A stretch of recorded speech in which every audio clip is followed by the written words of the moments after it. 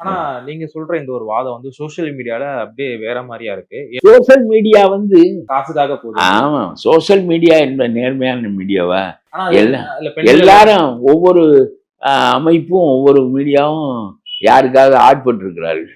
என்ன இவங்க ஆம்பளை கீப் வச்சுக்கிறது மாதிரி எல்லா அரசியல் கட்சி தலைவனும் இந்த மீடியாக்களை பிடிச்சி வச்சிருக்கேன். அதனால அதெல்லாம் இவர்கள் இந்த மீடியாக்களில் உருவாக்குகின்ற கருத்துக்கள் வெறும் பரபரப்புக்கானவை, அறிவுக்கானவே அல்ல. நான் சொல்லுகிறேன், ஜோசப் குரியன் என்கின்றவர் ஒரு மாநிலத்தின் உரிமைகள் குறித்த ஒரு குழுவுக்கு தலைமை தாங்கி ஒரு அறிக்கையை சமர்ப்பித்திருக்கிறார். கருணாநிதி காலத்தில் ராஜமன்னார் கமிட்டி போடப்பட்டது. இவருடைய காலத்தில் இப்பொழுது ஒரு மாநில உரிமைகளுக்கான கமிட்டி போடப்பட்டிருக்கிறது. நான் தினமணிக்கு ஒரு கட்டுரை எழுதுவதற்காக இதை சிந்தித்துக் கொண்டிருந்தேன். நான் கேட்கிறேன், நீ மத்திய அரசாங்கத்தோடு பல காலம் ஆட்சியில் இருந்தாயே, எப்பொழுதாவது மாநிலங்களுக்கு கூடுதல் உரிமை கொடுக்க வேண்டும் என்பதை பற்றி நீ அந்த மந்திரி சபையில் விவாதித்திருக்கிறாயா? இந்த உரிமைகள் எல்லாம் கொடுக்கப்படவில்லை என்றால் உன்னோடு நான் ஏன் சேர வேண்டும் என்று கேட்டிருக்கிறாயா? இந்திரா காந்தி பிடுங்கி கொண்டு போன கல்வியை திரும்ப கொண்டு வந்திருக்கிறாயா?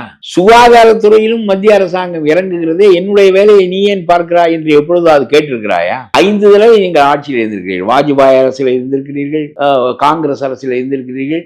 1,70,000 கோடியை அடித்து கனிமொழியும் ஆவண்ணா ராஜாவும் காங்கிரஸை கவிழ்த்தார்களே தவிர இந்த நாட்டுக்கான எந்த உரிமையாவது பெற்றிருந்தார்களா? நீ பதவியில் இருக்கிற போது கேபினெட்ல டெசிஷன் மேக்கராக இருக்கின்ற போது இதை செய்யாமல் இப்பொழுது சும்மா அறிக்கை வெளியிட்டு யாரையோ ஒரு ஆளை கூப்பிட்டு குரியன் நீங்கள் ஒரு அறிக்கை கொடுங்கள் என்று சொன்னால் உடனே இதை ஒரு பேச்சாக பேசுவது, மோடி எங்களுடைய உரிமையை பறிக்க நினைக்கிறார், இந்த கவர்னர் இங்கே ரொம்ப ஆட்டம் போடுகிறார், எங்களை நிம்மதியாக தூங்க விட மாட்டேன் என்கிறார் என்றெல்லாம் அந்த ஆள் ஒரு விளங்காதார். நான் சொல்றேன், இந்த மோடி மேல ஏற்படுகின்ற பாதி எதிர்ப்புக்கு இந்த கவர்னர் தான் காரணம். ஆமா, என்ன உலகத்துல போய் வந்தே மாதிரம் பாட்ட பாடு, இல்லைன்னா ஜனகணமன, அதெல்லாம் உன் வேலை இல்லை. உன் வேலை கவர்னர் உரை என்பது ஆட்சியினுடைய உரை. ஆட்சியினுடைய உரையை கவர்னர் படிப்பார். அவருடைய திட்டங்கள், நிதி ஒதுக்கீடுகள், இதை பற்றி நீ படிக்க போற, படித்து விட்டுவான். அதுல ஏதாவது மத்திய அரசாங்கத்துக்கு எதிராக, தேசத்துக்கு எதிராக, பிரிவினைகளுக்கு ஆதரவாக ஏதாவது இருந்தால் நீ சொல்லி அதை நீங்க சொல்லலாம். ஏனென்றால் நான் படிக்கிறேன், அதை படிக்க மாட்டேன் என்று சொல்லலாம்.